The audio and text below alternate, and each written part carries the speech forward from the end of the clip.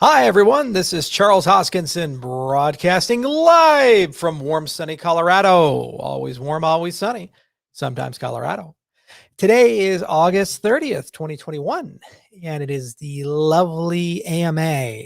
Not much to talk about, not much to report pre AMA, outside of the fact that I still do get fan mail from time to time. And I got this lovely bison for my bison ranch from Shane Patrick. He sent me a great letter. He says, Charles, greeting from warm, sunny Southwest Florida. First off, thank you so much for signing copies of the code book for my students in Miami. You're welcome. They really appreciate it. I'm sorry the thank you took so long. I've been traveling most of the summer and am now clearing out the time to do many of the things I should have gotten to months ago. And he goes on to talk about my pool and various other things. But I just wanted to make a quick shout out to him before we get started with the AMA and thank him for the bison. It is now permanently part of the collection. We might even put this in the crypto bison game that we're building. So thank you, Shane, so much for that. Okay, a few other housekeeping items. Conference is on the 25th, 26th. I think it's summit.cardano.org that they settled on. Who knows? Somebody else takes care of that. And of course, the 12th is going to be a big day. Got my whiskey right here. We're ready to go. And so far, things are all happy octopus. There's no sadipus in sight. And I'm just still amazed and humbled by how amazing the community is and how everybody's been working together. It's been a long, hard 6 years. It really has. It's been a slog. We had to do enormous amounts of research, a lot of code writing, a lot of engineering, a lot of community building, and there's still tons of stuff to do. And there's still tons of rough edges to sand out and integrations to build and shit that's going to break at some point, somewhere, somehow, cause reasons. And that's what keeps us all busy. But I really do appreciate the fact that you've been along this journey with us. And Cardano is no longer Cardano is, it's Cardano R. Cardano is a nation. It's filled with millions of people all around the world, some young, some old. Some are from great places. Some are from places that are a little hard. Some people have had trouble in their lives. Other people have had everything work out for them just the perfect way. We got people broke. We got people who are billionaires and everything in between. And what's consistently amazing to me is just the innovative capacity of the Cardano ecosystem. And what makes Goguen so special as a release is this is really one of those releases that opens up the creativity and passion of all of you who are part of this movement. We keep seeing these ecosystem maps, and you know what? They're real because there's real people behind them. But the big but is they got to deliver. Their logo on an ecosystem map is a commitment. It's a promise to all of you in the ecosystem that they're going to do their finest, their hardest. They're going to commit. They're going to put the work in, just like we did when we built the underlying protocols. And a lot of people are going to earn it, and some won't measure up. And that's the truth of life. You see, a lot of people, they tell stories, they talk, and they tell you how great they are. They have all this reputation.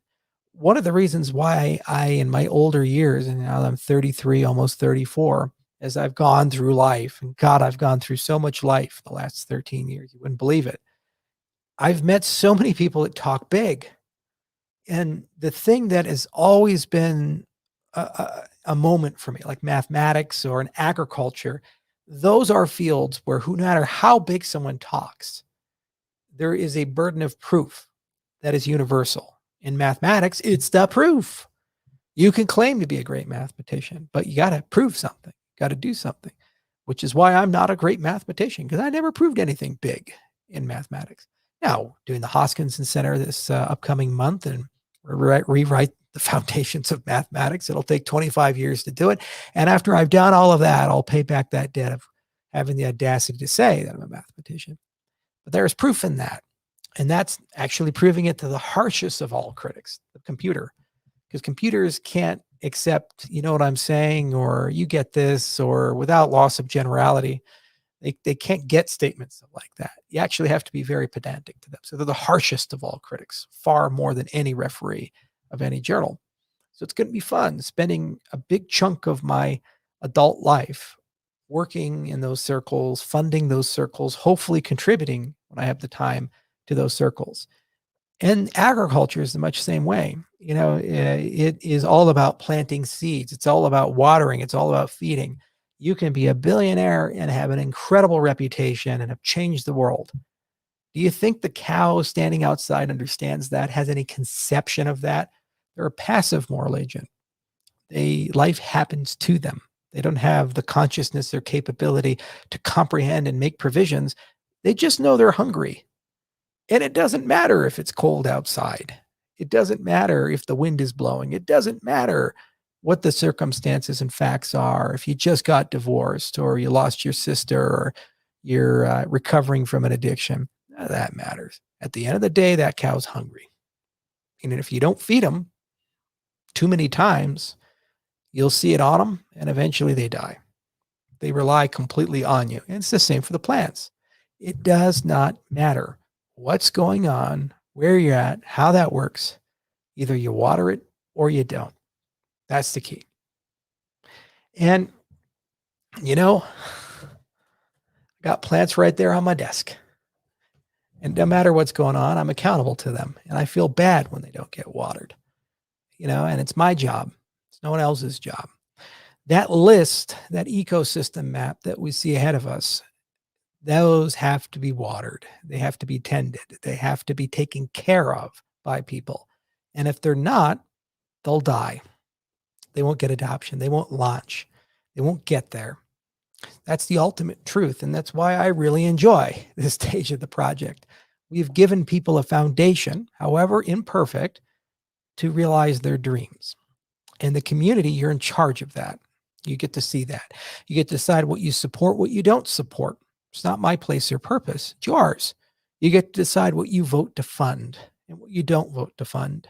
You get to decide which stake pool you delegate to, because there's actually the IDO, the initial delegation offering now. These people are delegating to pools to support the development of some software. It's a novel distribution and it's a novel concept for funding.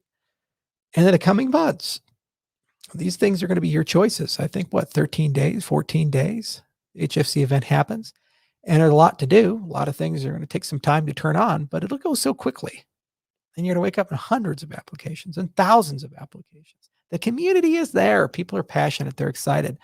But the hard days will come as the enthusiasm starts waning a little bit and we get into the reality of actual software life cycles and support deaths in version 2 and version 3 and version 4. That is what separates the people who have integrity from the people who don't. If we've built good foundations and a good ecosystem, then I believe you will all, as a community, collectively be better judges than most, and we'll have a lot less problems. There is no greater example of this than in the certification and verification ecosystem that's going to be built around Cardano. It's unique to Cardano in this respect. So Cardano has the capacity built within the languages to leverage years, if not decades, of formal methods, ideas, because of the functional programming nature. And we have a lot of partners like Cuvic and runtime verification and Twig and others who are throwing their hat into the ring to provide services or infrastructure to allow a dApp developer to show proof to the community that their dApp follows a standard. Higher quality code, better assurance of semantical correctness, and potentially even better security. You, the community, have to demand that. You have to use dApps that follow that rigor and don't use the ones that don't. It falls upon your lap. Questions you ask, how you think. Now, we'll be here. We're always here. Can't leave. Got lobsters to feed. And I'll give, of course, my 2 cents from time to time. But, of course, I can't endorse applications one way or the other. If I see something interesting, I'll, of course, talk to them. But it's not my place to pick winners and losers. It's yours collectively as a community. And it's not my place to say who's real and who's not real. It's for the builders of these things to show that they're real to you, the community. That is the reality that we're working our way into over the next few months. And it's going to be fun to see. I think we've laid good soil, and I think you guys have good seeds. And as long as they're watered, I do believe we're going to have a great forest. Okay, let's get to your questions, huh? All right.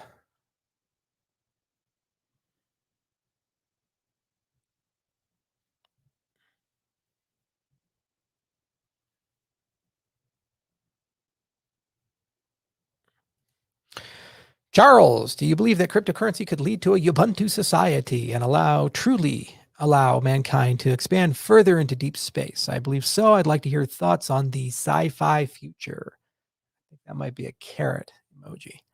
Okay, Hal 9000 XL, who's I think that's the little girl from the Addams Family. Um, this concept of societal evolution is a tremendously important component of what we do in the cryptocurrency space. People often ask what type of company is input output. And I say, we're not a cryptocurrency company. We're not even a blockchain company. These are tools in a toolbox. We're a systems company, the systems of the world, the voting system, the property system, the governance systems, the payment and settlement systems, all of these things that you take for granted, you're born into.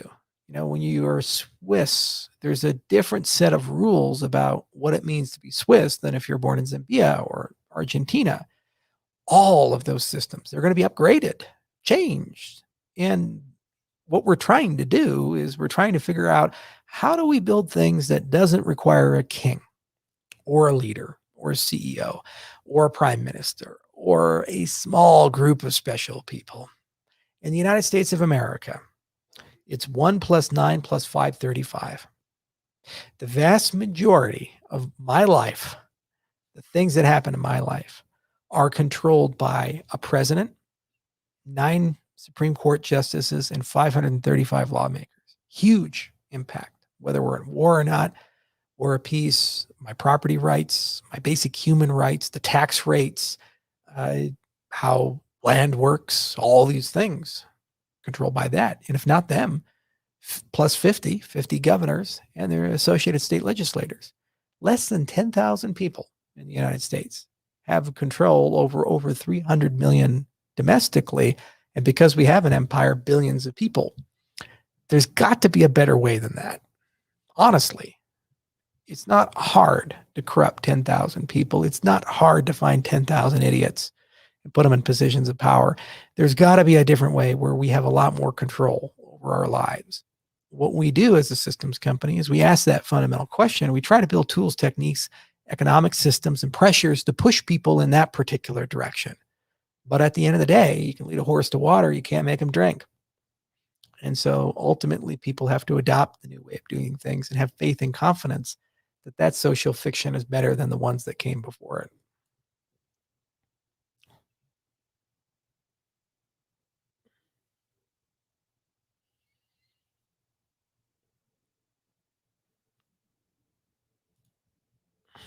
Will you integrate Solana at Charles Hoskinson? It's not my call. I mean, you guys are going to do it as much as me. Solana can do it. It's an open ecosystem. Now, it's probably in reference to my tweet. I noticed Solana has been getting a lot of adoption and it's been getting a lot of buzz and talk, and it's certainly performing well in the markets. And whenever that occurs, I always take a step back and I say, okay, well, who are these guys? And I'm genuinely curious. It's gotten to the point where we really should sit down and read the protocol and see what's novel and interesting. So I commissioned this morning a business intelligence report to be written. I reached out to some people in the Solana community, and they were very helpful. They sent me over a Twitter private message, several links and places to look, and I'll read through it. And I'll probably have a stronger opinion and a lot more to say a little bit later down the road. But I mean, I think everybody should have that mentality. Once certain thresholds are accomplished and milestones are accomplished, we should ask, who are you? Where you come from? What do you believe in? Where do you want to go? All of these basic things. And Solana's gotten to that particular point. Now, partnership at the input-output level, if there was such a thing, it would have to break down to either an area of economic collaboration or area of engineering collaboration or an area of scientific collaboration. And there are some cryptocurrency ecosystems we work with in more than one of those categories. So obviously we'd have to see what they do. They have to see what we do. And if there's something that seems to make sense, like we're both trying to solve the same problem, then of course we'd pursue something. But as it stands right now, there's no relationship. As it stands right now, it was just a genuine question. Tell me more. I'd like to learn more. And I hope they return the favor and they learn a lot more about Cardano, and the two communities can get to know each other. Nothing is accomplished by hate and division and maximalism. Everything is accomplished by trade and cooperation.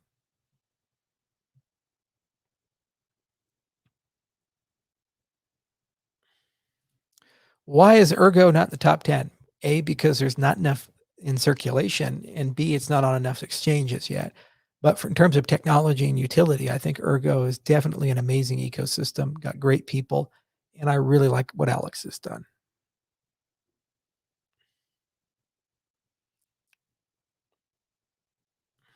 Regarding smart contract integration, are you still on track to do it September 12th?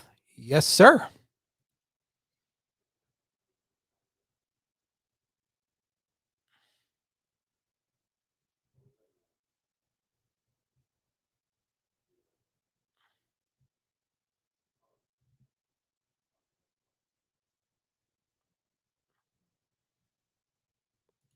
When is the third cohort? Probably at the end of the conference. That'll be announced because PAB will be solidified, and also the Prism Pioneer program is going to begin as well.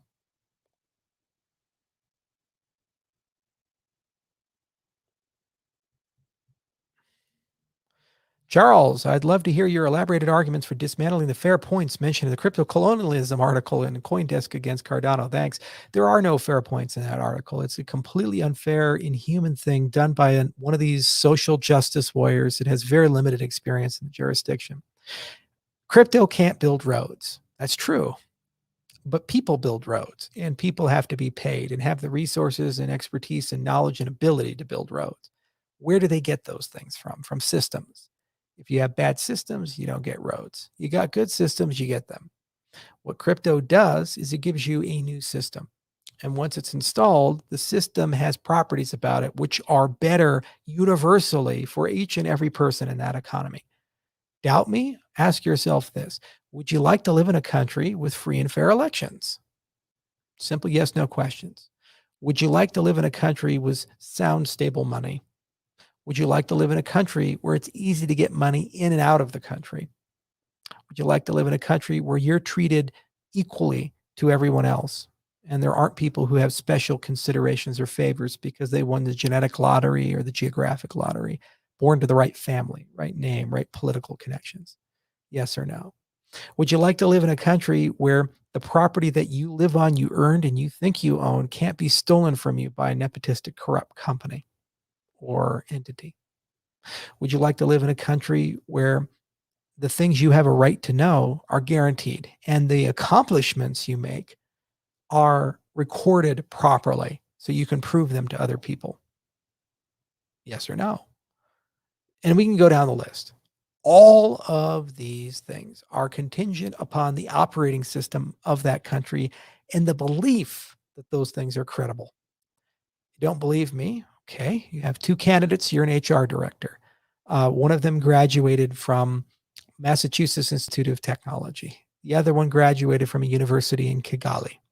They both have PhDs in computer science. Which one of them would you hire knowing only that? All things being equal, let's say the curriculum's identical, you'd probably hire the MIT graduate. Why? Because you think it's a more reputable organization. Why? Because the brand and reputation and the faith in that institution is higher than the other. And that's the problem. So how do you get ahead if that's your only access to education? Now let's change it up a little bit. Let's say that the person who graduated at MIT was last in their class. The person who graduated at Kigali's is solvent. You still are judged by the brand and reputation of the institution. How does that person get ahead?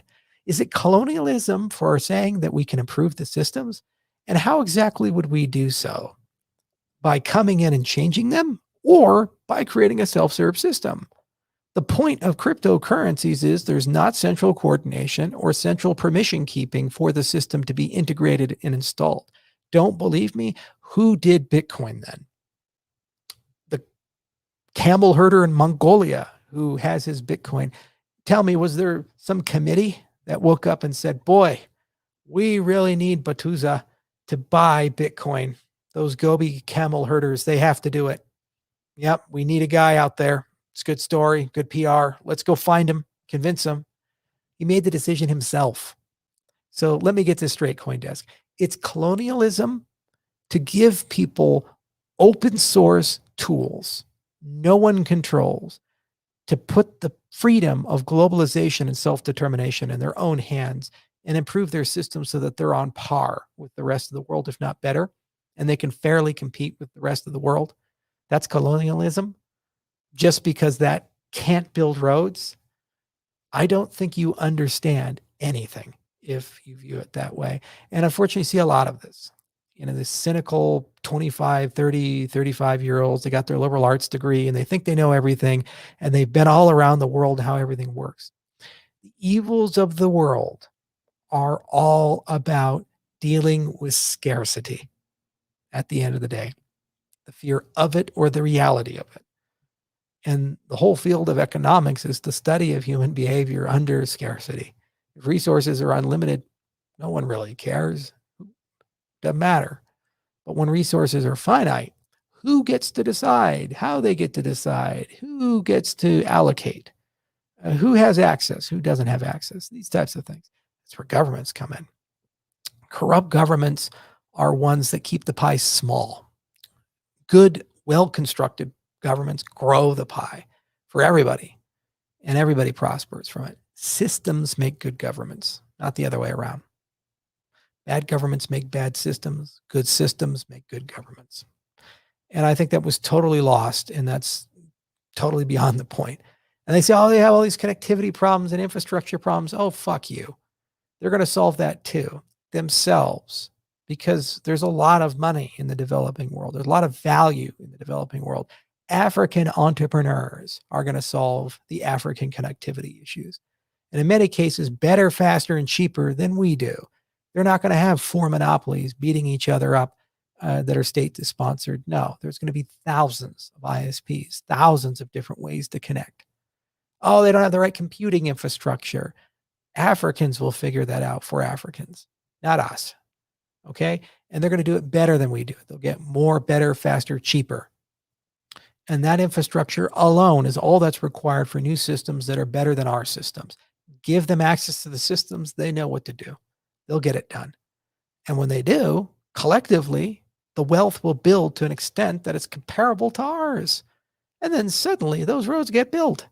And they're not just roads, they're hyperloops. They're not just roads.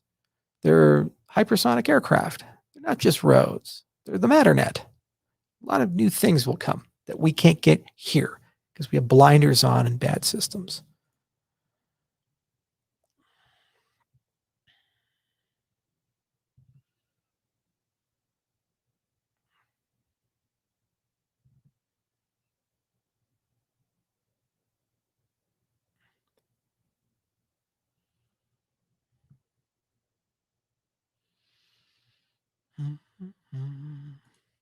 How do we stop political corruption? Well, it's a combination of systems that enforce transparency and punish those who are corrupt. And it's also a reality that those who are corrupt tend to make money off of the system as it is. If the system is more prosperous, they make a lot more money in a new system. And even if they're already wealthy and powerful, look to the story of Jack Ma as a great warning of what happens when you don't live in a rule of law, free society. You can be the wealthiest man in your country who every day has a Rolodex filled with heads of state, regularly meeting with the most powerful people in the world. And you pissed off one person. And because you pissed off that one person, now you're filling your calendar with golf and learning how to paint and reading Taoist poetry and staying out of the spotlight and flying to Beijing to apologize for the indiscretions of the state, while the Communist Party slowly but surely tears your companies apart and hands them to their friends. And at some point, you end up gulagged when no one's looking. Political corruption is not a monolithic entity and a fact of life. It's a consequence of a system and a set of beliefs and economic realities. Change the system, the beliefs, and the economic realities, the corruption changes and the corrupted actors change. And either they do or their own people will hang them.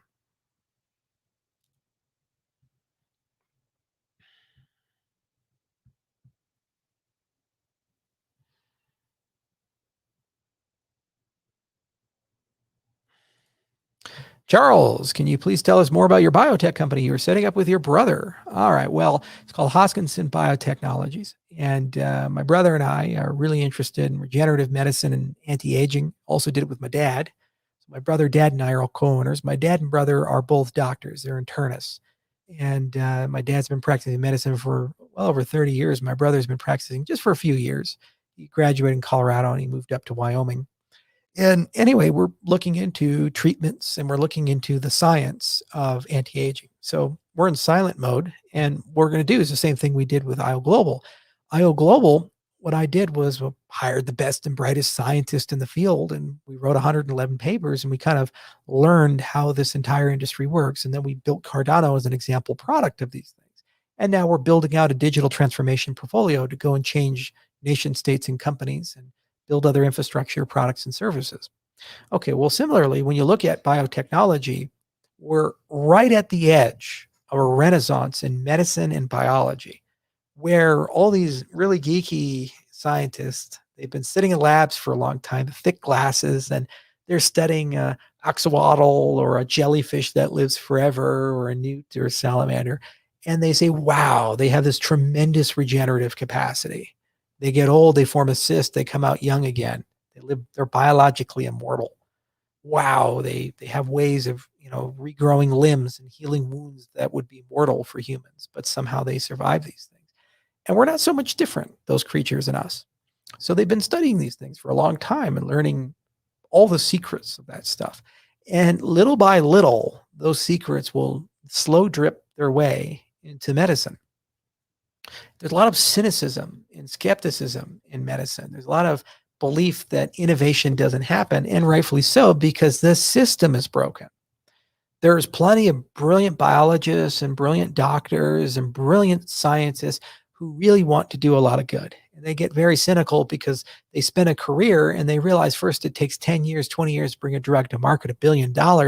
And the innovation investments are seldom for revolutionary things. They're for treatments and evolutionary things. They're for slightly better, a new chemo drug, and it gives you an extra month. It doesn't actually cure the cancer. It just gives you an extra month, but it's on patent. We charge $50,000 for a treatment, or maybe, give you a slightly better treatment for your heart disease, or your high blood pressure, your blood sugar problems. Okay, so you just take that. Meanwhile, all these people are running around saying, gosh, we're learning so much so quickly. We really want to try some new things. So I think there's an opportunity to speed things up. I think there's an opportunity to innovate differently. And there's certainly a lot of great books written about it, from Aubrey de Grey to David Sinclair, Ben Bickman, Why We Get Sick, Lifespan, and so forth. And these books really lay out great blueprints of how to think about slowing down the aging process, or at least trying to play around with it.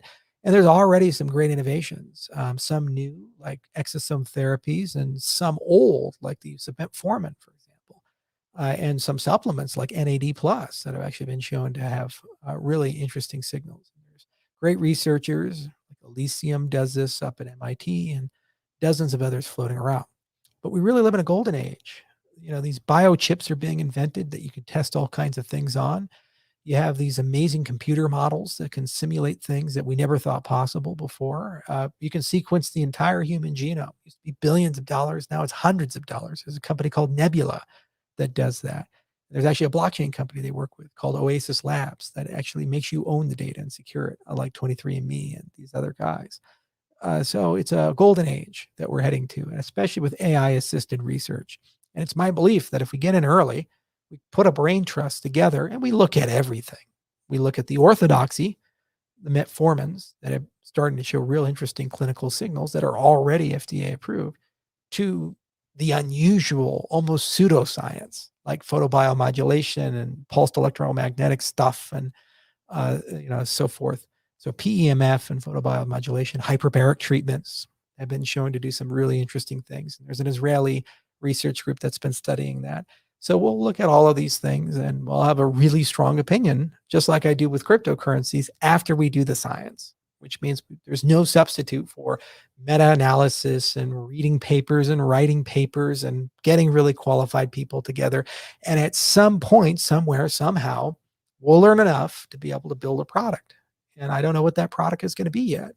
All kinds of different things we could do. It'd be really cool, for example, to use autologous stem cells and do something there for wound treatment. Okay. But saying that is one thing. Actually doing it is a completely different thing. And turning it into an entire product is a completely different thing. It'd be really cool to go after antibiotic resistance using bacteriophages. That very act could actually teach you a lot about synthetic biology because you have to type the phage to the bacteria. And that means you have to create some sort of machine that can do that stuff. Okay.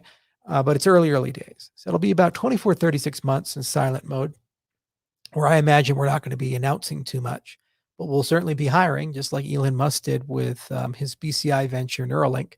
And little by little, we'll start slow dripping stuff out. And we're going to do as much as we can in Wyoming. So we'll create some local jobs there, get some people to relocate and live out those winters.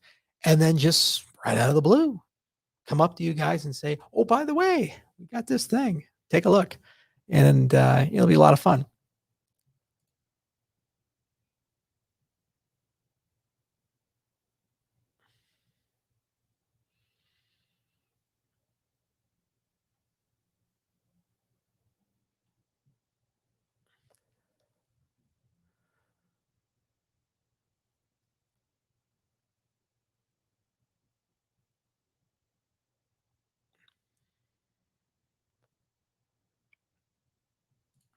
Yeah, this is a common one from Andrew Yang. He says, Charles, can I get your take on the progressive automation of our jobs through artificial intelligence and the implementation of some form of UBI, universal basic income? So the paraphrasing the argument is that we're just about to head into the fourth industrial revolution. And this revolution is not an information, but it's an automation revolution where you have two pieces of technology that are evolving at a very rapid pace. One are robotics. So instead of these wonky little robots that go danger, danger, Will Robinson, and clearly are toys, you now have robots that, you watch the General Dynamics videos or the Boston, all these, videos that are coming out of the military, and you see robots running obstacle courses and doing somersaults and lifting heavy things and so forth. And they're clearly able to understand how to navigate and interact with an ambient environment in ways that were just science fiction 10 years ago. So if you chart that rate of evolution and you look at the advancement of the brains of these things, GPT-3 and GPT-4, the people working on these things and how they're actually evolving at a massive pace, they're going to intersect at some point where you're going to have an agent that has the dexterity, agility, and strength and capabilities of a human, and the brain of, at the very least, a manual laborer. And what's going to happen is that plus some judgment, probably first with a human controlling a collection and eventually artificial judgment, means that that entity can now replace fast food workers, truckers, road workers, all kinds of people, or augment those people. So, for example, construction. You have your general contractor, and instead of having a carpenter, an electrician, foundation people, drywallers, floor people, tile people, you now have robots that occupy those particular roles, supervised by that general contractor. 15, 20 people build a home, one person to build a home, plus an automated crew that never gets tired. If they get broken, they don't sue you and they don't get injured, and basically always does their best work. And software updates mean they make better and better and better work. And then when you want to know how to build new materials, new patterns, all of those things can be downloaded into them. Like, for example, you want to go from stick to ICF. Suddenly they just download the ICF program and now they know how to work with insulated concrete forms. Okay, ready to go. Even if the GC doesn't have any experience, the robots in the ground will. And then they also can do multi-purpose roles, like they can drive the trucks and they don't need a CDL necessarily. They can work at night because they have night vision. They can work in the rain or incredibly cold and windy conditions. And most workers can't work in those. They can work in hostile conditions like highly radioactive environments, oxygen poor environments, dangerous environments, like environments that have a lot of natural gas floating around, like mines and things like that. Okay, so there's this push towards this reality. And the question is, when that happens, are we going to see an exacerbation of the things we saw in the last 35 years in particular, where the billionaire class gets richer and richer and richer and richer and richer and richer, but the poor and middle classes, they don't grow in wealth? Now, there's a big political economic divide in why that's been occurring the last 35 years. If you talk to an Austrian economist, you talk to a libertarian, you talk to a conservative, their answer is it's the fiscal and monetary policy that's caused that reality.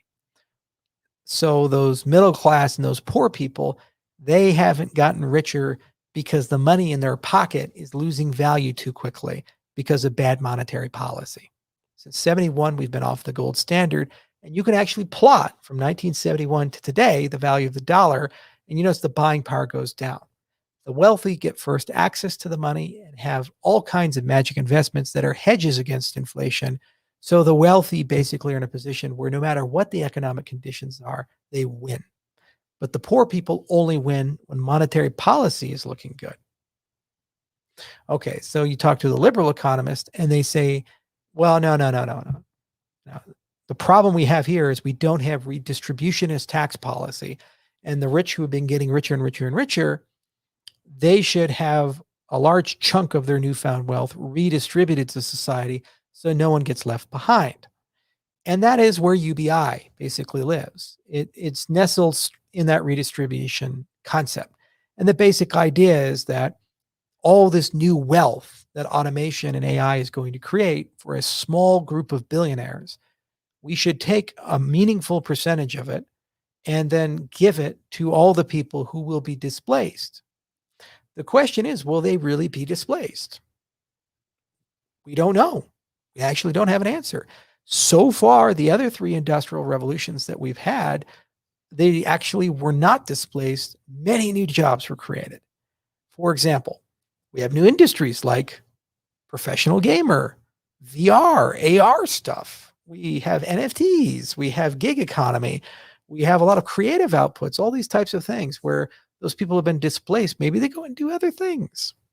There's plenty of people make money selling World of Warcraft gold. Maybe that's large enough to handle that displaced economy, assuming that people can self-retrain or the resources are available for that. Maybe they can't. There were people who were left behind in the last few industrial revolutions. And so far, the state was able to take care of them. Maybe they will, maybe they won't here. It's an interesting question. So where I believe UBI makes sense is not redistribution. Where I believe UBI makes sense is sovereign wealth fund. And a government invests billions of dollars every year into innovation and all these other things for the good of its people and the education for the good of its people. A government shouldn't be spending more than it makes unless of time of crisis. I don't like deficit economies. And a government with its surpluses should be investing that money and getting a return on that money, like Norway did with its sovereign wealth fund, which is now $1.4 trillion. Then it's not UBI. It's what Andrew tried to do, a freedom dividend. It's a dividend that you pay out from the sovereign wealth fund of the people. That makes sense to me. And I like ideas like that because it's not redistribution. It's not taking property from one person and giving it to another person because you've arbitrarily decided, well, this person has too much. Well, I think the U.S. military has too much, $750 billion a year. And by the way, they just gave $85 billion worth of military hardware to the Taliban. I'm not so happy about that. Can we please redistribute some of that budget and give it to, oh, no, we can't do that. But go take some of mine because you obviously will do better with it. Like go fight endless wars, go have a spy state, go take all my liberties and freedoms away and so forth. Do a really poor job of fighting a pandemic. Yeah, you guys know what you're doing on the spending of my money. Redistribution to me is, I'm a bit cynical about it because I see in practice how the money is spent and it's never enough. Once you get comfortable with this idea that you're entitled to $1,000 a month, why shouldn't you be 1,200? Why shouldn't you be 1,500? Why the arguments are all the same in that respect. Now, the only practical way of doing UBI is with cryptocurrencies because you need digital money, you need digital wallets, you need the ability to push value to every single registered account. We saw with the bailouts and the stimulus checks with COVID in the United States, how difficult it was just to distribute money to people in the legacy way. So UBI is definitely interconnected to CBDCs. It's definitely interconnected to digital wallets and digital ID and so forth. And our industry this is not the last we're going to hear of it.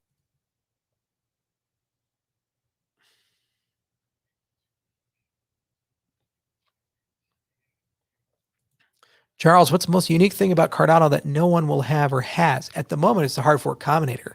That's a very unique, bespoke piece of technology, and it gives us the ability to do upgrades easily in the system. And every chain that's lacking it, they're suffering right now, and we're doing good.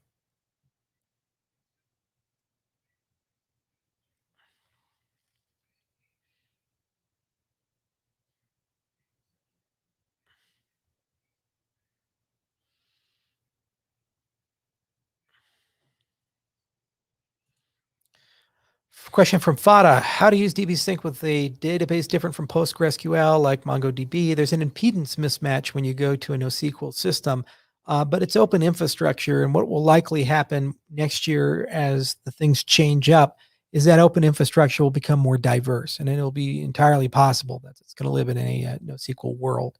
I like MongoDB. I think it's great to store things as JSON.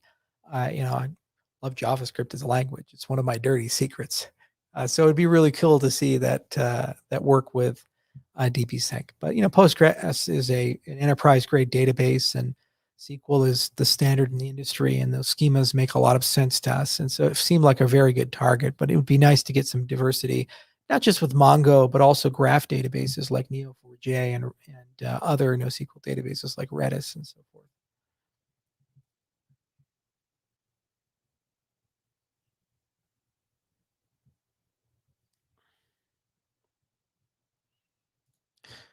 Awesome. Charles, what are your thoughts on Shinichi Mochizuki, purported proof of the ABC conjecture? There's certainly a war between Fields medalists about that. It's an old number theory conjecture from, I think, the 1970s, 1980s. What it is not important. What's important about it is the fact that it's too hard to verify. It's actually one of the reasons why we're setting up the Hoskinson Center over at Carnegie Mellon. The reality is that you have these overly abstract, very technical proofs that come out. And it takes enormous amounts of brain power for people to actually verify them. And there's literally no incentive in the mathematical community for the verification of some of this work. So think of it this way. You're a young, recently graduated PhD in mathematics. Now, the way math works is that if you're in your 20s and early 30s, you're super productive. Then you have a radical decline in your productivity as you get into your 40s and 50s, and eventually you get to your 60s. You're not solving big things. So you have a finite career and a clock ticking mercilessly that if you don't do things in that finite career, you can't get tenure. You can't get into a good university for teaching. So if you're a graduate student, a postdoc, or a young professor, you look at something as daunting as the ABC conjecture, it's a Fields Medal class problem. So to get there and solve that without the luxury of tenure, you're probably not going to make much progress on it. Just like Fermat's last theorem, for example, it was one of those problems you don't work on. It's bad for your career. Or the Hailstone conjecture sequences, like the Syracuse problem, the Collatz conjecture. These types of things, they're too hard.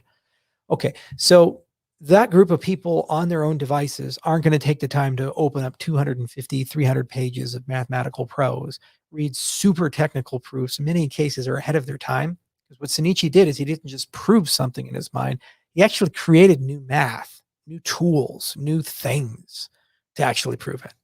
Okay, so it's not a simple thing. And literally, you're going to have to spend 6 months to a year of extremely focused, deep work to get yourself to a point where you can have a strong opinion, unless you just so happen to be in that field, just so happen to be familiar with that research group.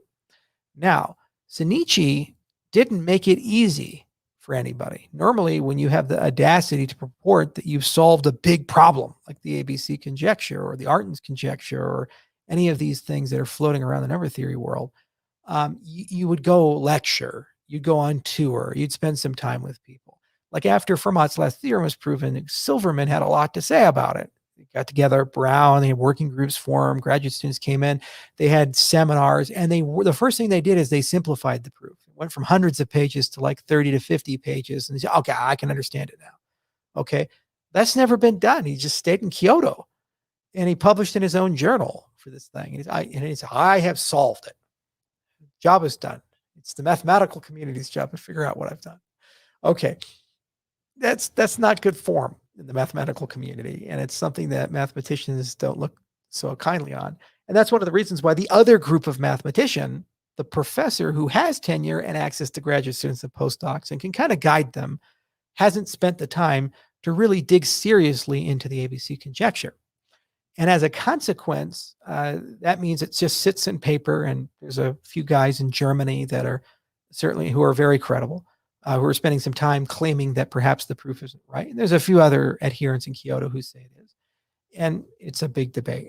Most professional mathematicians have no opinion on it, kind of like the continuum hypothesis. It's beyond us in that respect, beyond the industry in that respect. It's like, go worry about that stuff, Wooden and the rest of the guys.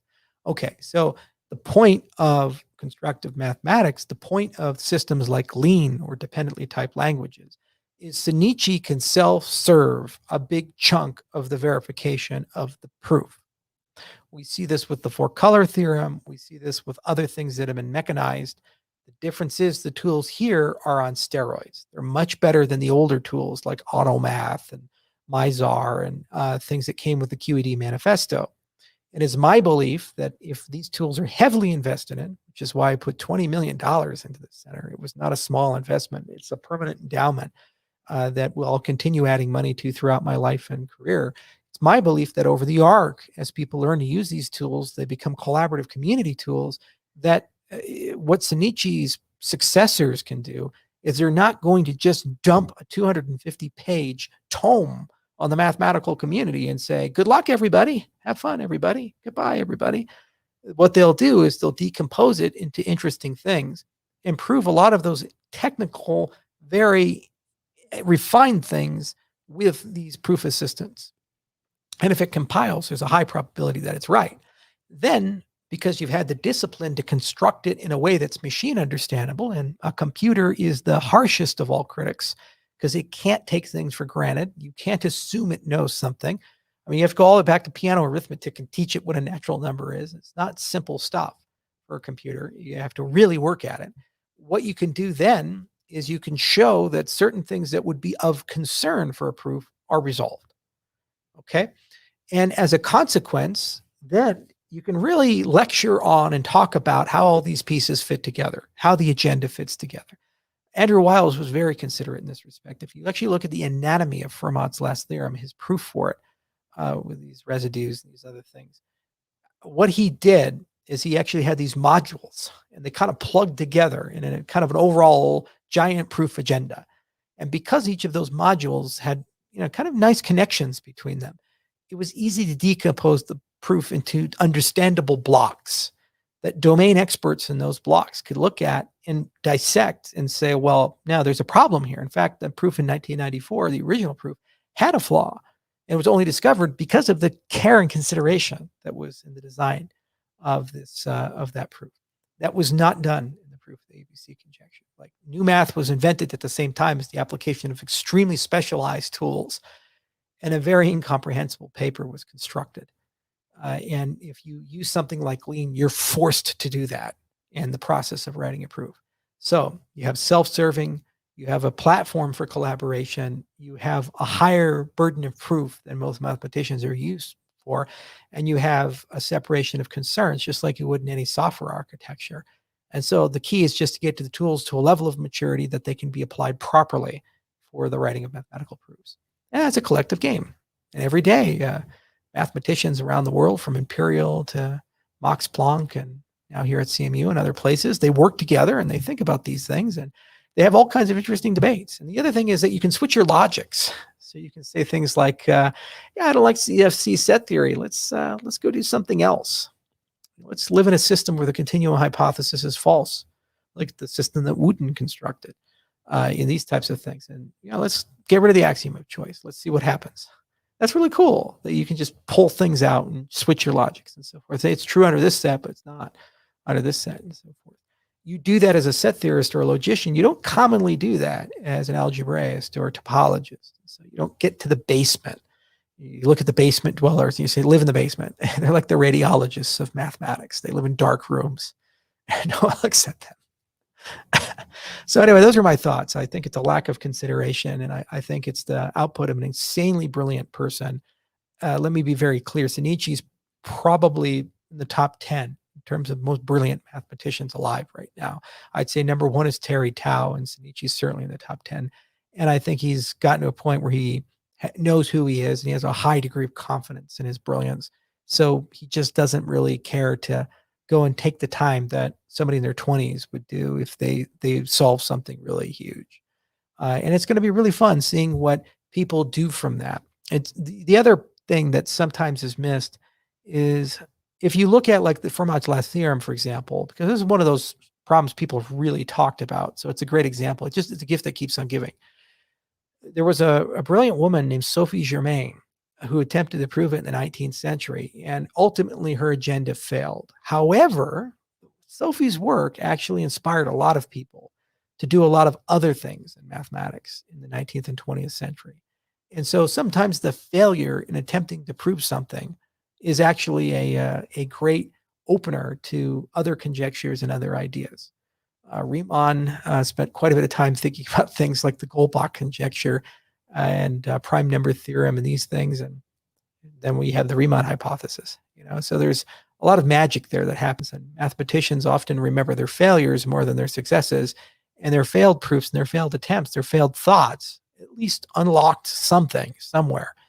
If we can get that thinking, that computing that right now lives in the wet brain, the meat space, that dies with the mathematician, in part or whole, into a computing system, a digital mind, if we can extract that and put that into that system, then when a mathematician dies, we don't quite lose them. Instead, a crude simulacrum of that mathematician, a shadow of that mathematician remains behind. We haven't lost Grothendieck. We haven't lost Hilbert. We haven't lost Emmy Noether. They're still there. Their papers are there. Their proofs are there. But the way they think is lost because the papers can't tell you enough. When you start using AI with Lean, mathematicians interact with artificial intelligence. They talk to it. It learns from them. They conjecture together. They work together. Part of who they are gets permanently imprinted in that system. And over 100 years of that usage, you'll have a gallery of specters of the great people from the past. And they're on display for all the new mathematicians. And that's the only way a field can get to the next level. The other fields, they have the advantages of tangible physical things. The ghosts of the past leave behind physical things they constructed. Airplanes and trains and computers and all these things, outputs of the brilliance that you then can be inspired and build on. So you don't need to remember the names. Like how many of you remember who created the cathode ray tube for the television? We don't even use that type of TV anymore. It was Professor Farnsworth. You might remember Futurama, Professor Farnsworth from Futurama, that he was actually named after Philo Farnsworth. But you don't even remember Farnsworth. And by the way, he created that because he was interested in fusion. And he failed fusion, but created the television instead with the CRT. But you see that. It's there. And the successors of that technology is what you're looking at on your screen right now. We don't have that in mathematics. We don't. We just have the papers and the proofs. And we're only one generation away from all of that being lost. Everything. The paper can be there, but it'll be like a dead tongue, a dead language, if no one bothers to teach it. That's the other important thing. One of the reasons mechanization of math is so powerful and so interesting above all the other things is that idea that we now get to leave something behind that's kind of like the cathode ray tube in the structure and the other things. So to me, it is one of the most exciting and vibrant and sexy things any human can be involved in. And, I hope that the center can figure out a way to grow to that and inspire many young mathematicians to use Lean as a tool. It's one of the friendliest, nicest, most amazing communities, if you're interested. And actually, Jeremy Avogad, the director of the center, is writing a textbook called Lean for Mathematicians, which will be released under a Creative Commons license. That's the other point. Every output of this is open source. There's no intellectual property, no patents, no IP, none of that stuff. Math should be for everybody. There's no notion of credentialing a mathematician any more so than credentialing Euclid or Archimedes or Diophantus or these people. It's a structured way of thinking, like critical thinking. It's a way of looking at the world and reality. That's not owned by academia. It's been preserved because no one else wanted to. And we couldn't find a way to work it into society like we have poetry and, fiction and all these other things that we have and we take for granted. But hopefully we can find a way to liberate it a little bit and open it up a little bit. And Springer Vale won't have monopolies or these things. That's at least the vision. And it'll be really fun seeing where it goes. And more books will come after Lean for Mathematicians. There'll be Lean for Algebraists. It's kind of like topology for turtles, Lean for topologists, Lean for combinatorists, Lean for probability theorists, and so forth. And we'll just keep adding and adding and adding. And hopefully the center will one day be able to get most mainstream mathematicians thinking this way. And if they interact with that plus AI, they're permanently part of the milieu of math.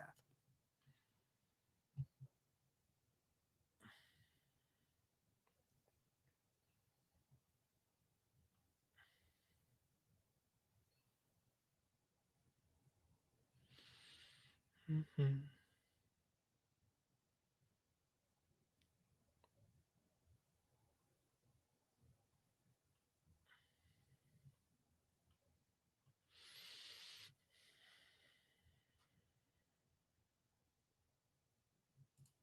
Good question right here. How did you meet Ben Gertzel? What are your opinions on Grace and Sophia? Thanks, Charles. Big fan of you, Ben, and Alex Cherpinoy. So I met Ben through, I think it was Mahela. It was Dr. M. She introduced Ben to Tom Flynn, our commercial director, and Tom talked to him. And then I had a chance to meet him. And I met him in person in Wyoming. He came to Laramie. We spent some time together and talked to each other and had the hat on. And we drank some beer and went to Chili's, ate some chips, and had an incredibly deep conversation. I think we spoke for about 6 hours straight. It was like a Lex Friedman level conversation. And I interviewed him and we broadcasted that. And what I left from Ben was really a sense of what a true academic is like. A person who has no ego, who's extremely humble, who's just surrounded by this perma-curiosity. Everything is interesting. He wants to know how everything works. How does everything fit together? You could pour a puzzle in front of him. He'd get lost in it for an hour or two because he has to solve it, has to see it.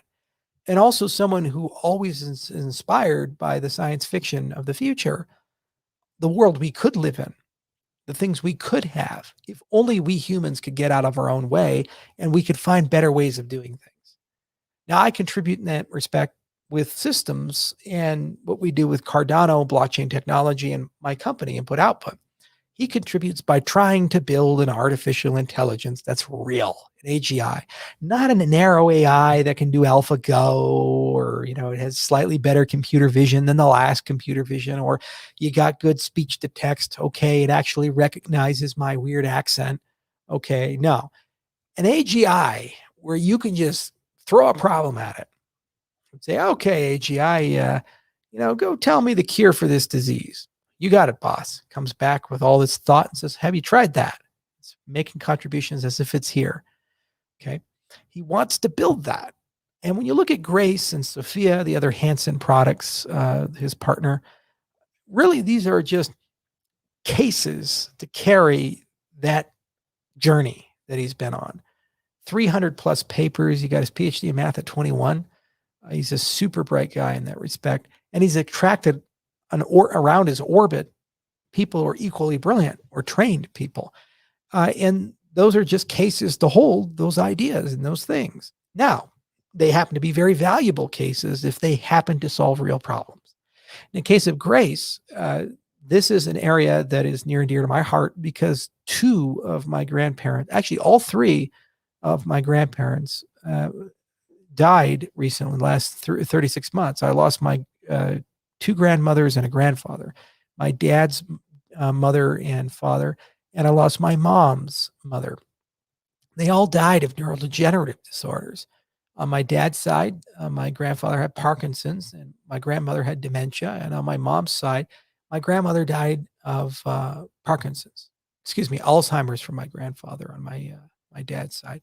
So I remembered them in their prime. I remembered them, when they were doing brilliant things and talking brilliant thoughts. And I watched them decline and decay. And it was a slow, horrible process, really dehumanizing. Grace is all about interacting with people who are in that state of affairs. They still have, from time to time, lucid thoughts. They still have, from time to time, things that are remnants of who they were when they were like us. And the problem is the conditions, the disorders are so caustic and corrosive to all of those around these people that people stop paying attention and they lose those lucid moments. Any single person who cares for people who have memory problems or neurodegenerative problems or have a family member that's this way, they can tell you they felt it. It's horrible. And it takes the patience of a saint to be able to see through all of that and try to connect to those last vestiges of lucid moments. Grace has unlimited patience. That's the nature of the game. Grace has no ego. Grace has all the time in the world. Grace can sit and listen to the wildest confabulation, the wildest, craziest ideas. And Grace will somehow be able to sort all of that out and find something hidden gem within all of it that's there. Grace also can hear things that humans can't hear. Like, for example, when your Parkinson's is getting worse, very subtle changes to your vocal cords occur. Subtle changes to your eyesight occur. You have this dementia stare. Every care provider who deals with those who are neurodegenerative, they notice that stare, that glaze over, vacant look that people develop. Grace can see that, internalize that, measure the state, take the vitals every time, and can sit by the bedside of these people 8 hours, 12 hours, 16 hours. It's just a limitation of how many graces you have. And it can watch all these things. And what Grace can do is sort the fact from fiction and put those last lucid moments together and give those last lucid moments to the family in a way that is appropriate. That alone is, I think, worth the entire endeavor. If we solve nothing else with Ben's work, that one thing I would have given anything for my grandparents. I would have given anything for that. In my 20s and in my 30s, I have traveled so much. And unfortunately, because of that, I missed the last lucid years of my grandparents. I just hear about it from afar. And I didn't even get to go to most of the funerals, just my grandmother's funeral on my mom's side. The other two I missed. And that's sad. That's really sad. So I think that these are great accomplishments. I love people who dream big, try big, because even if they don't succeed, even if they don't get there, the attempt to get there, the attempt to succeed, that's what really matters. That's what you should be teaching your children if you're parents, if you're an educator and you're in a position of mentoring someone, sculpting someone, if you are someone in a position of authority over someone. Turn off the news media, turn off the cynicism. Stop paying attention to those who say you can't. Stop paying attention to those who say that's just not the way the world works. And start listening and working with and interacting with the people crazy enough to believe they actually can change something. Because you know what? If enough of us get together and believe that, it happens. It's just that simple. I believe in 10 years' time, there will be a grace for someone else's grandfather and grandmother that actually does that job. And I believe in 10 years' time, as robotics gets more advanced, that grace is going to do a whole lot of things. And I guaranteed a lot of burnt out nurses out there that really could use that because they're goddamn tired and they work too hard already.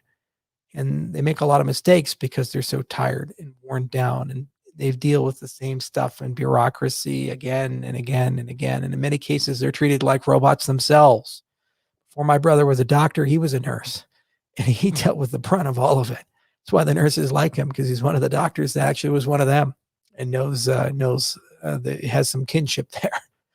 And having a Grace around is a lifesaver. Stops you from making mistakes. It helps you do your job better, and it gives a lot more grace and dignity to the treatment of those who need help for all of us.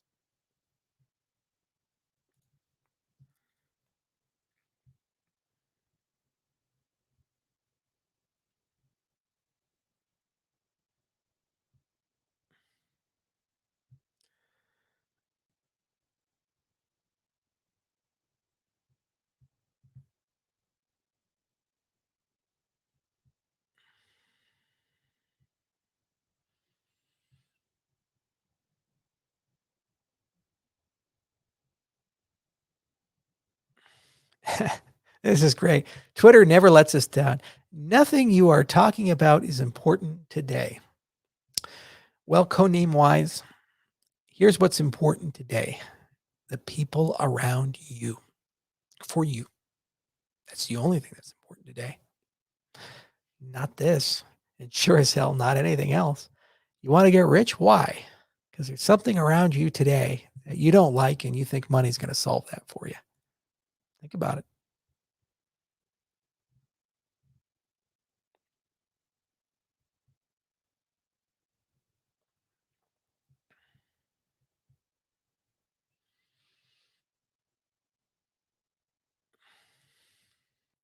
Greetings, Charles. Cardano's fees might be too high if ADA's price keeps rising. Have you considered changing them before Voltaire?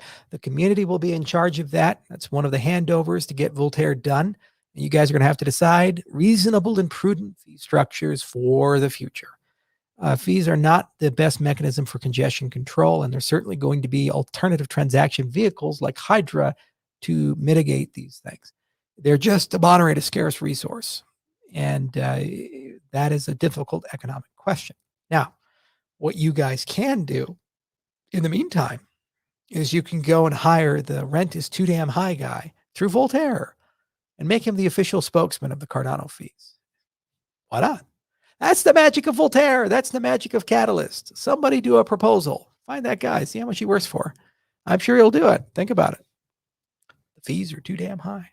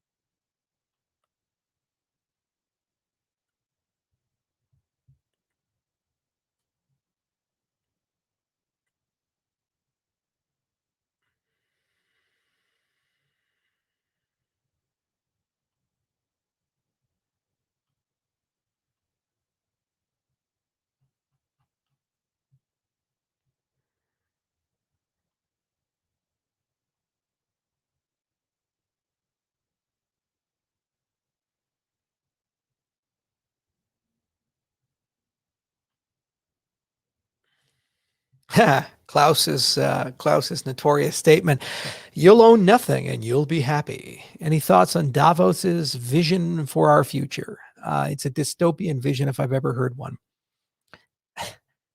We don't have a resource problem. We have a systems and technology problem. There are asteroids in the asteroid belt that have more iron than has ever been found on Earth sitting there, or gold or other materials. We have the capacity as a species to harness geothermal energy, enough of it to power all of society for millennia. We can live in the sea in seastead.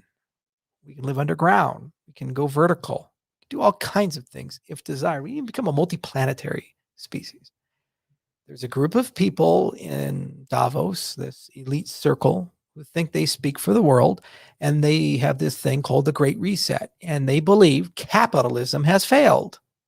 And we now need to replace it with some version of democratic socialism, which effectively means property rights have to be thrown away.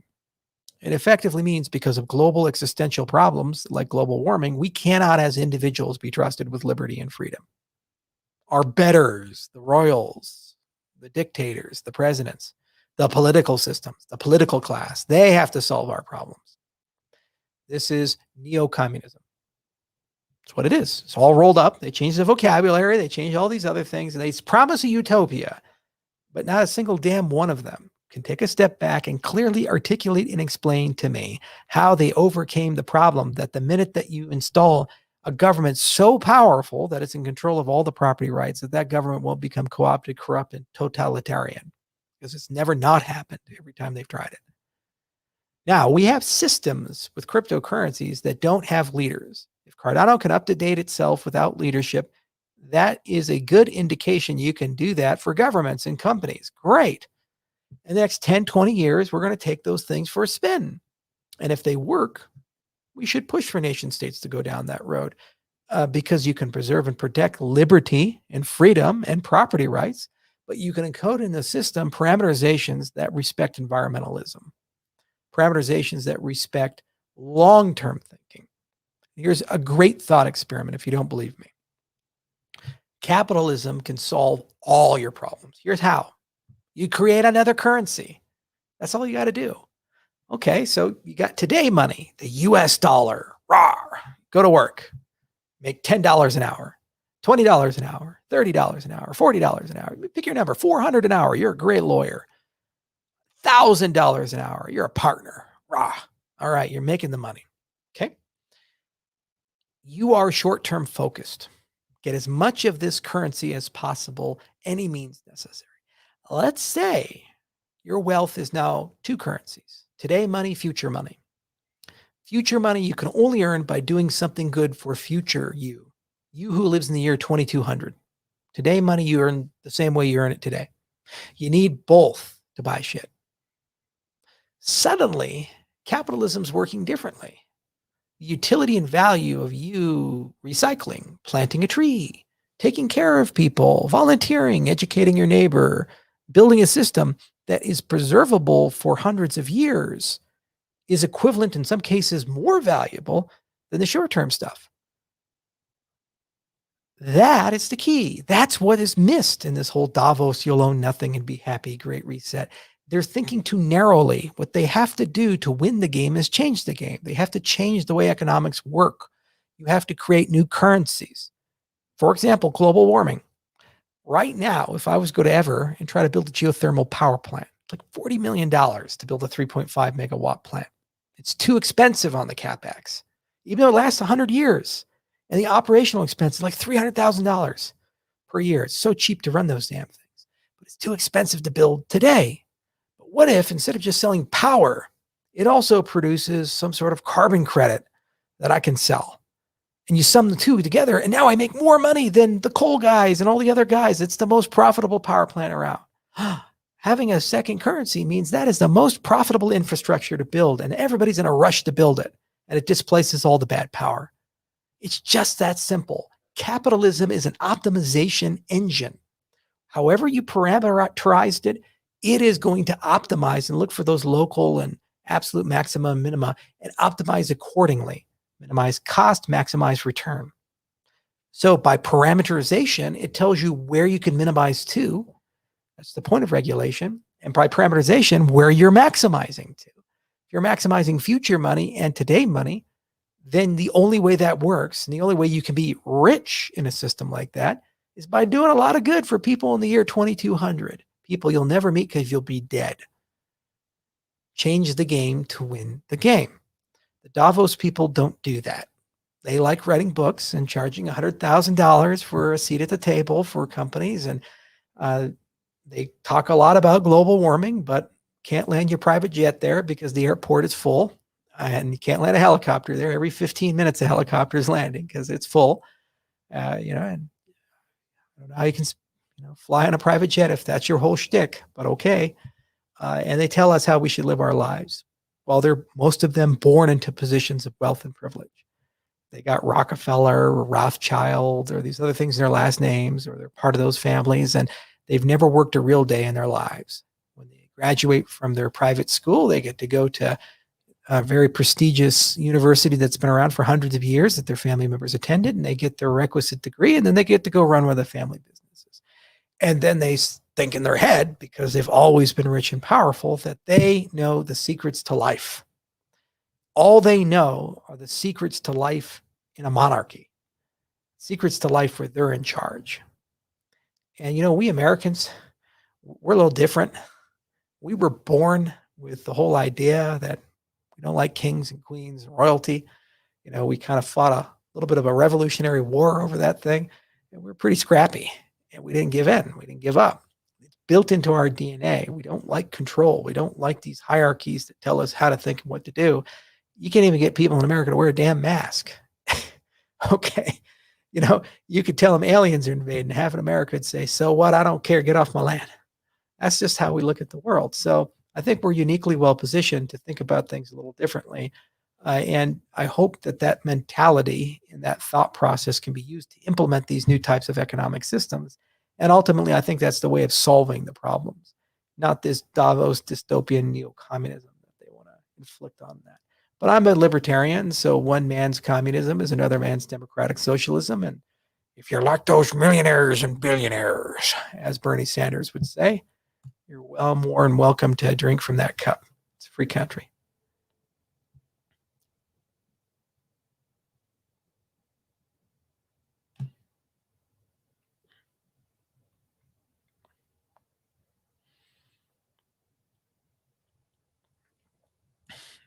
At least the Royals aren't shooting missiles at people. Yeah, Howard, I think you need to read some books. Get outside a little bit. You might be surprised to learn how the world really works.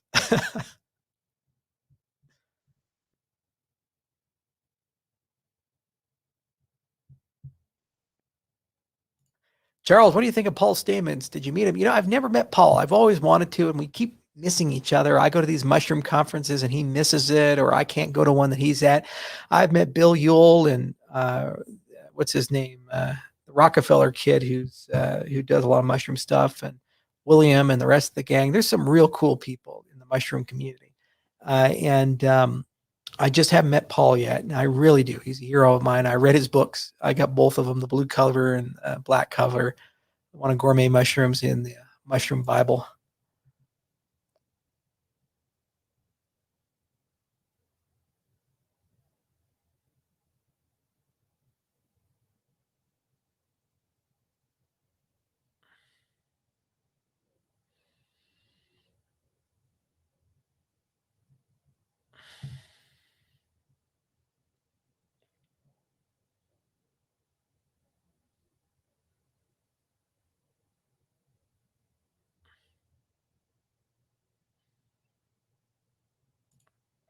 Charles, we know you like rock. Do you listen to any electronic music, Chicago house, Detroit techno? Yeah, I like synth wave and psychedelic trance rock and space rock and all those things. I mean, it just depends on the mood. If you're on a road trip, that's the way to go. 2:30 in the morning, driving around. Used to have a Ford Fusion. Take that thing all around, drive from Colorado to Virginia and back, go through West Virginia with all the fog on the roads at 3 o'clock in the morning. You either got Playboy Radio on XM, that used to be real popular, Howard Stern or that, or then you got your synth wave. That'll get you through, or your EDM. Now, rock, I do like rock, and this has actually been an area of criticism for some of the books out there. It's a little side note. I was homeschooled, so my mom taught me and I raised me. I didn't go to middle school or high school. I did the homeschool all the way through K through 12, and I graduated early because of that. I listened to all my mom's rock, and she saw Pink Floyd in concert and all those other guys. And so I grew up listening to Journey and Boston and Motley Crue and, ELO and all these guys. It was just second nature to me. I love Steve Miller for that reason, and CCR.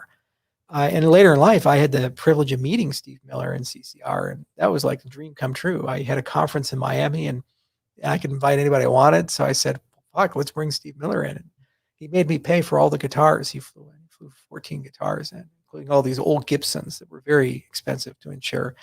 And then we had CCR come, obviously. And God, that was amazing to see like right there in the front row, 5 feet away from them, and listen to them play Fortunate Son. But I have a very eclectic music taste. I also used to play the piano a long time ago, and so I know all the classical things like Chopin's etudes and the preludes and all of Beethoven's work and Bach's work, Brahms's work, and Debussy and Maurice Ravel, Godowski, and so forth. So there's always a mood for these things. Now that I'm doing game development, we got Crypto Bisons and we're doing algorithmically generated music. I really am starting to look into like Raman Djawadi's work and Max Richter's work and so forth, because I'm thinking a lot about how do you do soundtracks for games, and that's some blend of composer and some blend of stochasticism. You have to put them together, or else you have a stale soundtrack. And there's a lot of inspiration for this. Great music is also storytelling, and that's where they connect to us. The plight of the worker, or lost love, or these types of things. And so, video games are great because you have the story, and then you're trying to say, okay, well, how does the music add a dimension to that and amplify that and reflect the emotional reality that you go into? That's incredibly fun, and there's an art to that I don't fully understand. But we're so fortunate we live in a world where there are people who do, and you can hire them and interact with them. And when it works together, it's just magical. It really is.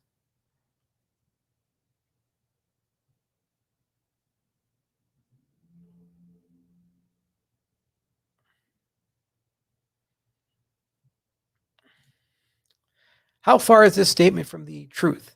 America is the best country in the world. I don't believe America is the best country in the world. Oh, can't run for office now. Oh, no.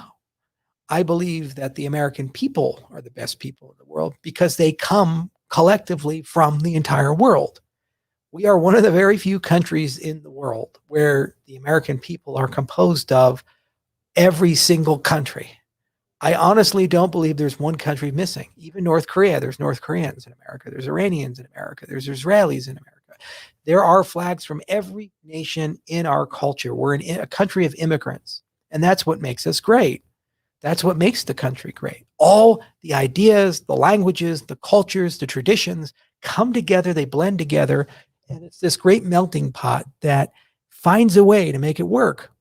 Now, our government was built for a different time. It was built for the 18th century.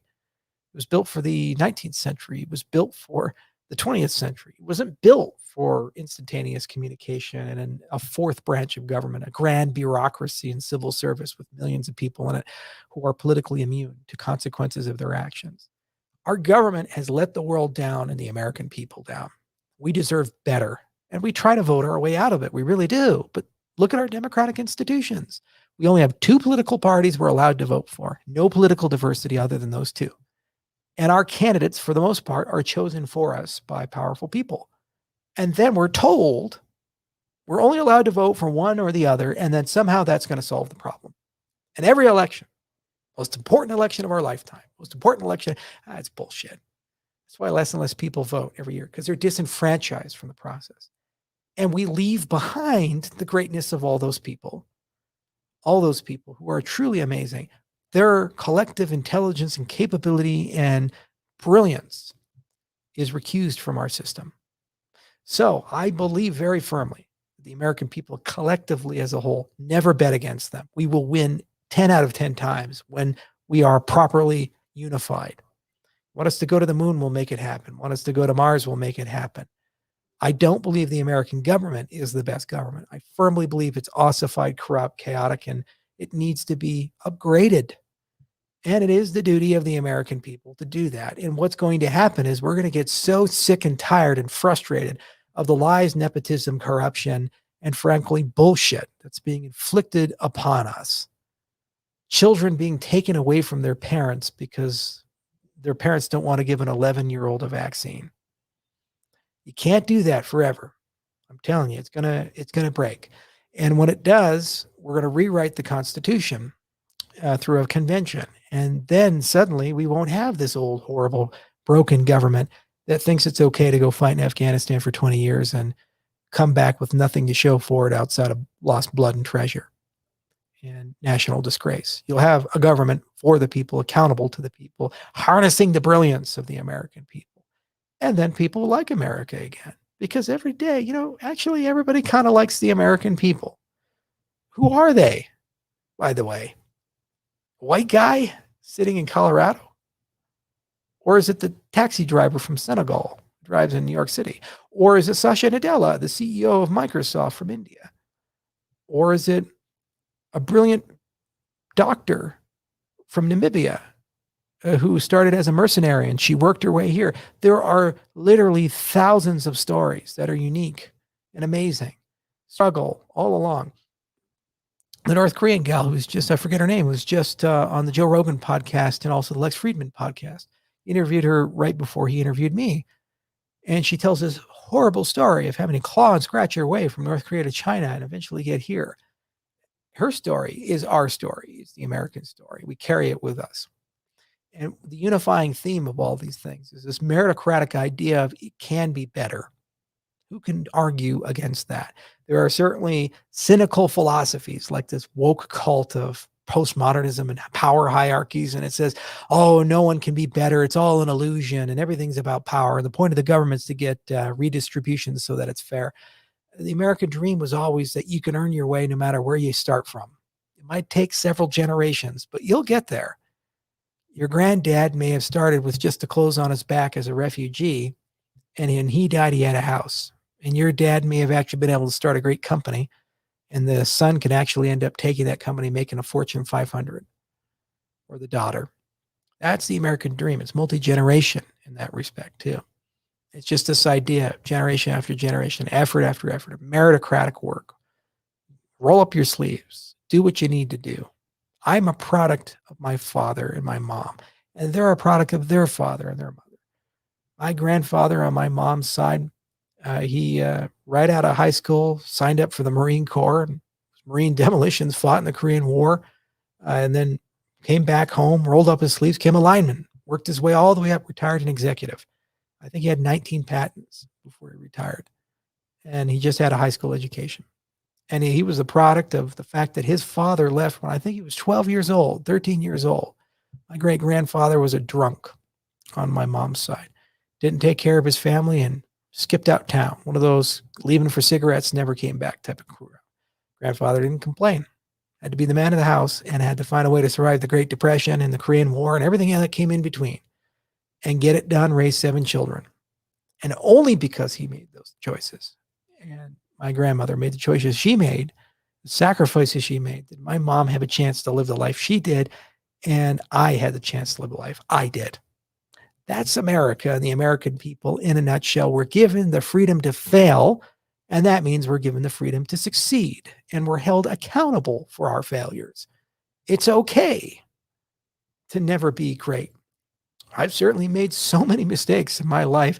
God, if I could get a do-over, I could write you all a 800-page book of the things I'd do differently, the meetings I'd do differently, the interactions I'd do differently, the thoughts I'd have differently. But you know what? Despite all of that, I found a way to succeed and get to the top. And you can too, or at least each and every person has a quality of opportunity in that respect. So I firmly believe that we're the best country in the world because of that, because we welcome the challenge, we welcome the game, we welcome the integration and so forth. And we have a debt to the world to replace our government with a better one, and we will get it done one way or another, even if we have to drag them kicking and screaming through a constitutional convention. It'll happen one day in my lifetime because it can't keep going downhill.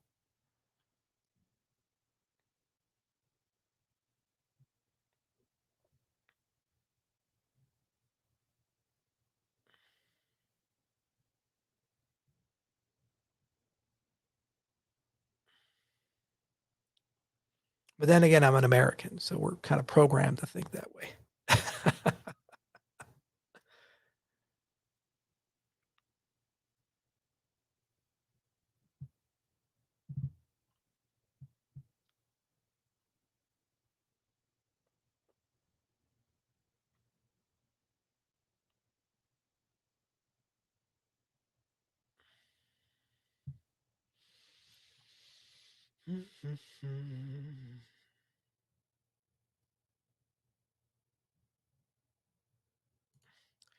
From Costa, greetings from the most beautiful place in the world, Switzerland. We love you, Charles. I do love Switzerland as well. And I got to tell you, it is one of the prettiest places. Colorado looks a lot like Switzerland. You go out to Telluride or Uray or any of those places, and actually, they'll give the Alps a run for their money. But Switzerland is certainly a place that's near and dear to my heart. I used to go there every quarter, and then COVID came, so I haven't had a chance to go there, but I'll return. And I love the community out there, and it's home of the Cardano Foundation, based right in Zug.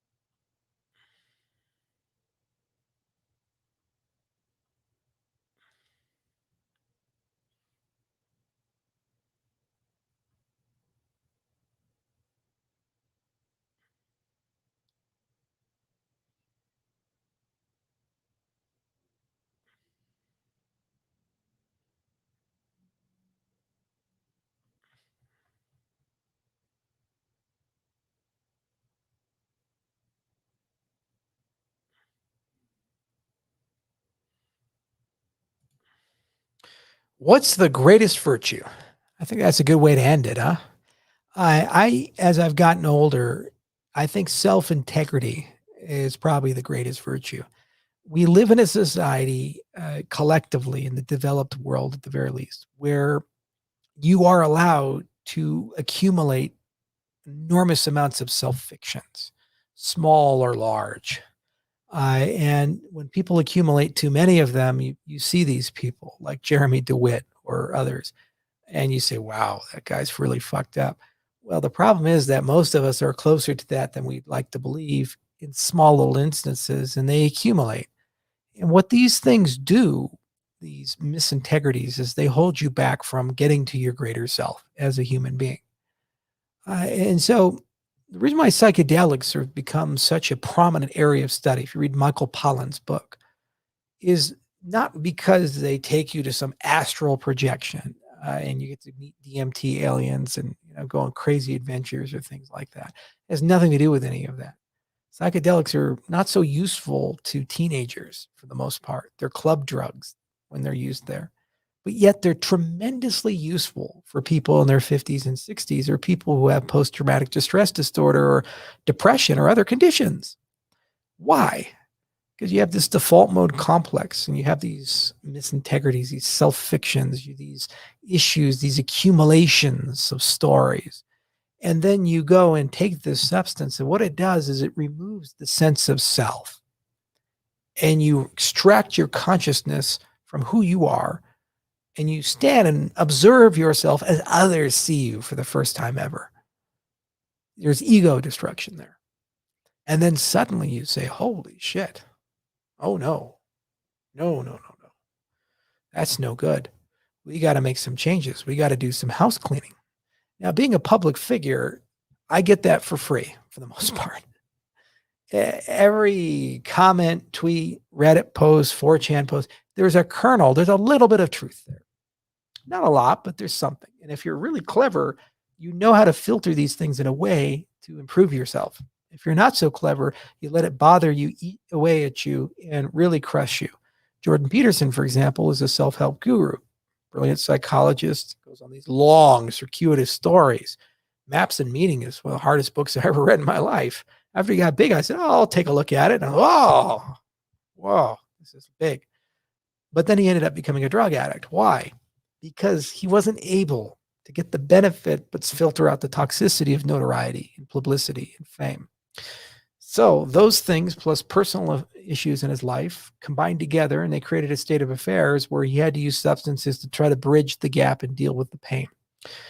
I could go on a diet. I could lose weight. I have been. I've actually been working out every day. Not super hardcore, only twice a week for the hard stuff. And then I get on a treadmill. I already lost 5 pounds. I put that off for too long. I used the excuse of the fact that I'm successful and powerful to justify not taking care of my health.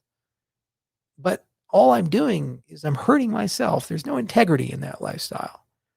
And, 4chan says, look at this fat soy boy and these other things. I can get angry about it, or I can accept that there is a point that a person in my position with my responsibilities and obligations, that kind of a person needs to be better.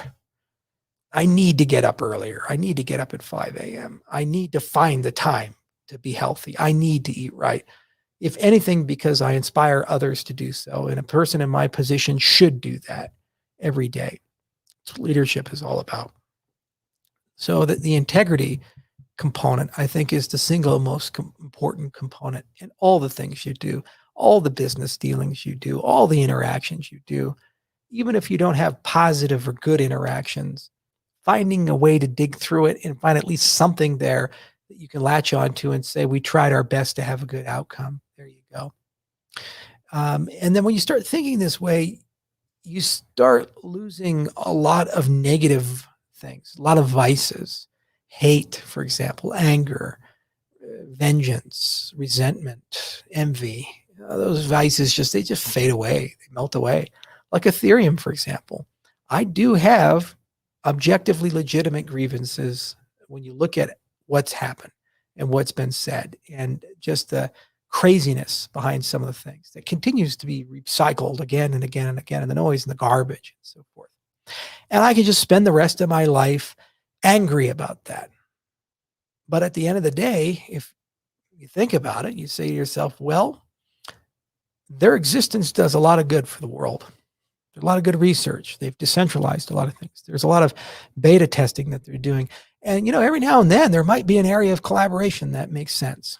Might be narrow, might be broad, might take 10 years, might take 15 years. Why hate those people?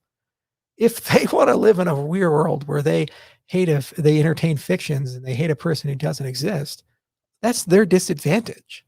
I'm going to live in a world of integrity. I'm going to live in a world where we actually can see through the smoke and mirrors and we can actually see each other as human beings.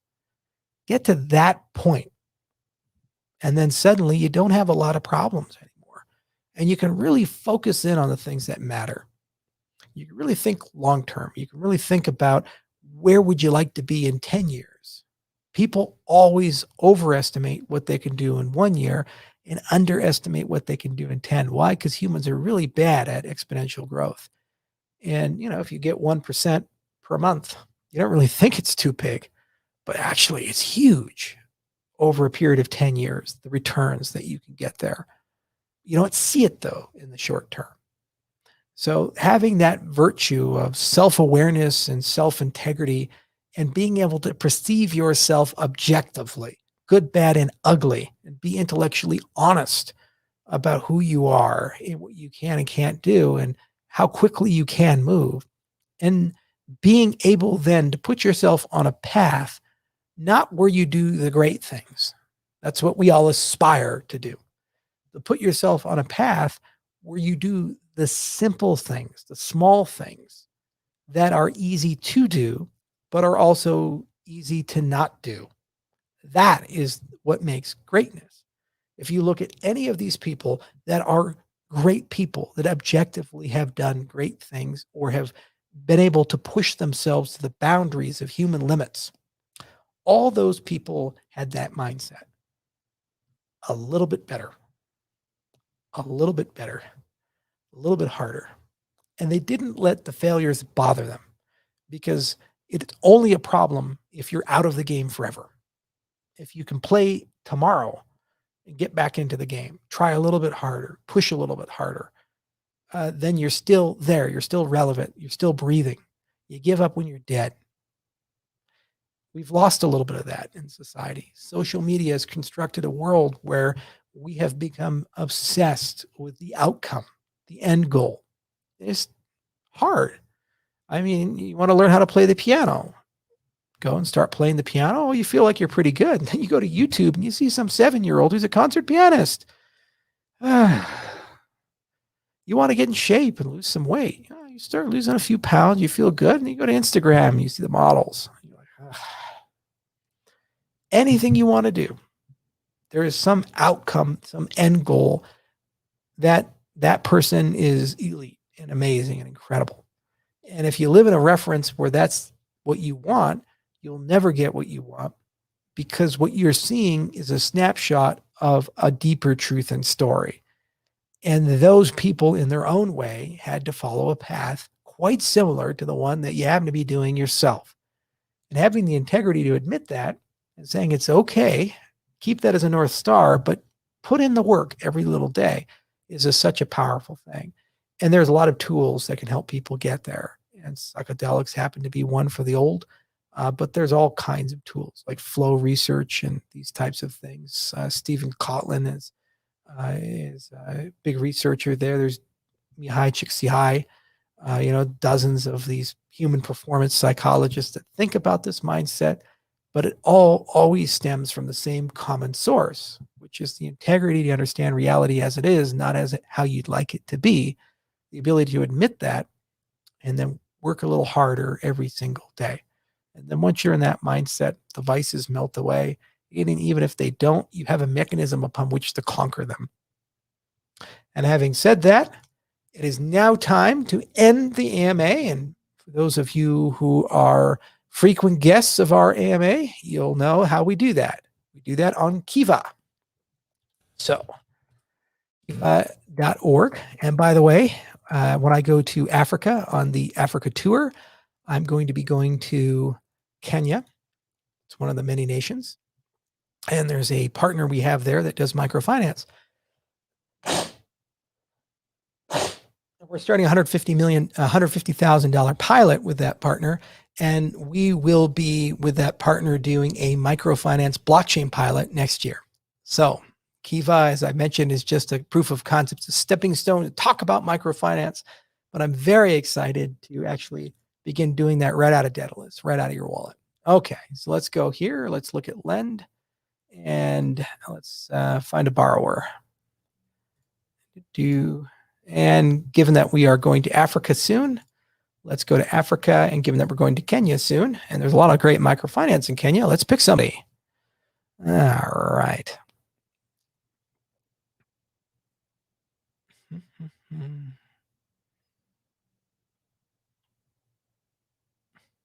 How about Mercy? All right, Mercy. She's looking for a loan of $650 to help a single mom to purchase farm inputs such as fertilizer and seeds to help improve her farm. So she's 32 years old. She's a rural smallholder farmer from the Sionjiro area of Kenya. Butchered that pronunciation, didn't I?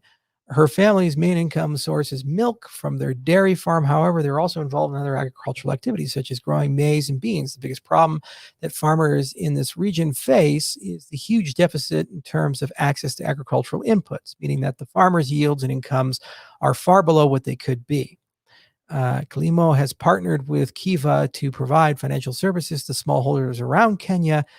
Through these financial services, farmers from the region, like Mercy, can now buy productive assets and important agricultural inputs for use on their farms. Mercy is seeking a loan to buy the farm inputs such as seeds, fertilizer, herbicides, and pesticides. Your loan will enable her to improve her production use through the use of quality farm inputs. This intervention will help her fill the increasing demand for food in the market and in the process generate more income to repay the loan debt, improve the quality of life for her family. She also hopes to improve the condition of her house. Please help this mother to accomplish all her dreams with just a loan. All right. Well, let's help her out. And let's give her the full amount. And now there's a problem adding. Oh, I got to sign in. Okay, so I'm going to stop sharing. There we go. Okay, make sure that's there. Take off my glasses. What I need to do is sign in.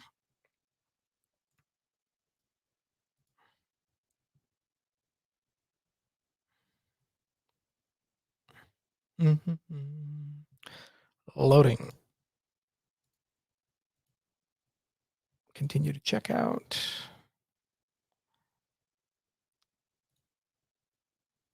$550. There we go. Can't wait to do this with Cardano. It's going to be great, guys.